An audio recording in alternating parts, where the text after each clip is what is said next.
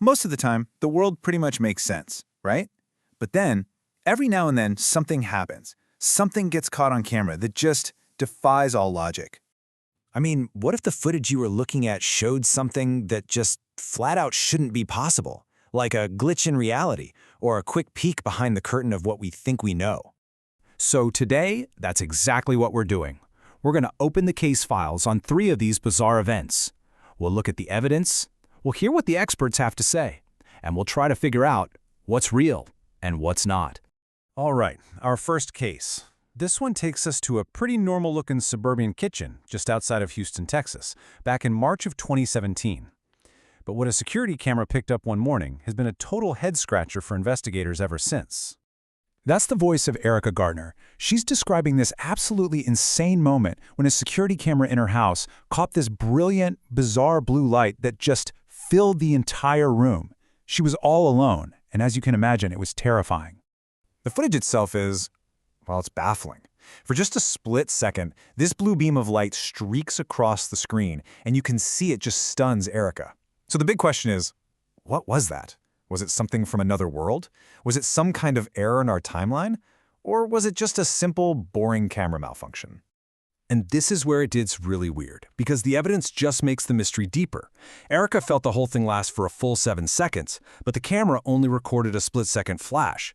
When forensics folks looked at the footage, they found a time jump, like several frames were just gone. And maybe the strangest thing of all? The light was so perfectly, uniformly bright that nothing in the room cast a shadow. Think about that. Okay, so investigators started with the obvious theories, right? But, as you can see, none of them held up. A blown light bulb?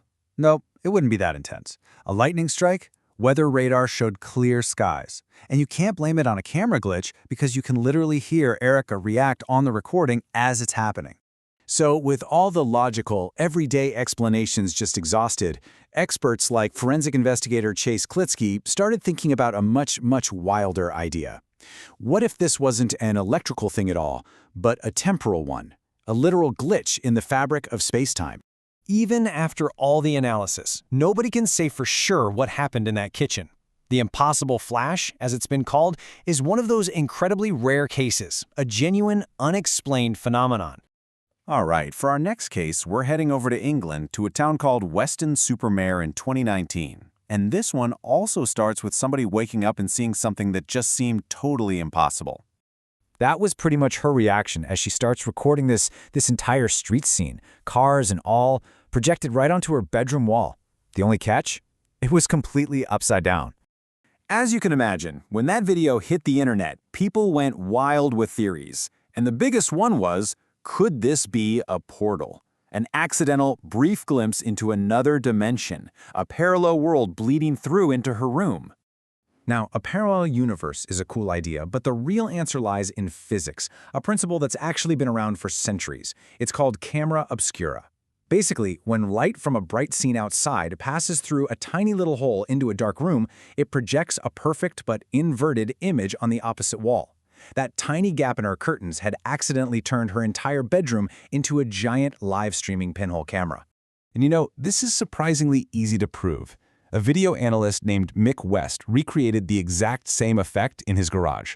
He just used a plastic sheet with a small hole in it, and boom, his backyard was projected upside down on the far wall. So no sorcery, no gateways to other dimensions. It was just this beautiful, accidental demonstration of optics. A perfectly natural and honestly kind of elegant illusion created by a simple trick of the light. Okay, for our final case file, we are traveling to a place that seriously looks like it was ripped from the pages of a dark fairy tale. It's called Lake Natron in Tanzania, and it's a place where animals are found seemingly turned to stone. When a photographer released these photos from the lake, they went viral, and you can see why. They're just so haunting. You've got birds and bats all perfectly preserved, looking like these grotesque statues, almost as if they were petrified in an instant. So what on earth could do this? Local legends talk about a bat-like demon. Other people wondered if the lake itself was cursed, if it had some kind of deadly power that turned living things to stone. Well, the local myth talks about a creature called Popo Bawa that supposedly paralyzes its victims. But the reality isn't supernatural, it's chemical. You see, the lake is fed by volcanic springs that are packed with a compound called natron. It makes the water incredibly alkaline, with a pH as high as 10.5. That's almost as caustic as ammonia. And here's where it gets really interesting, because there's a double twist. First, the science. That extreme alkalinity acts as a perfect preservator. It basically mummifies any animal that dies in or near the water. But second, there's the art. The photographer later admitted that he didn't actually find the animals frozen in those lifelike poses. He found their perfectly preserved bodies washed up on the shore, and then he staged them to create those powerful photographs. So, those chilling images were really a kind of partnership. You had the incredible preservative power of nature combined with the creative vision of an artist who wanted to tell a haunting story. So, what do these three very different cases really tell us? What's the line between what we see and what's actually real? We've looked at a genuine mystery, a beautiful optical illusion, and a natural wonder that was amplified by art.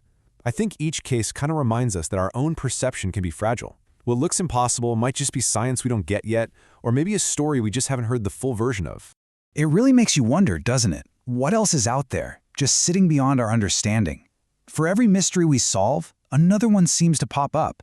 And maybe the real challenge isn't about finding all the answers, but about never being afraid to keep asking the questions.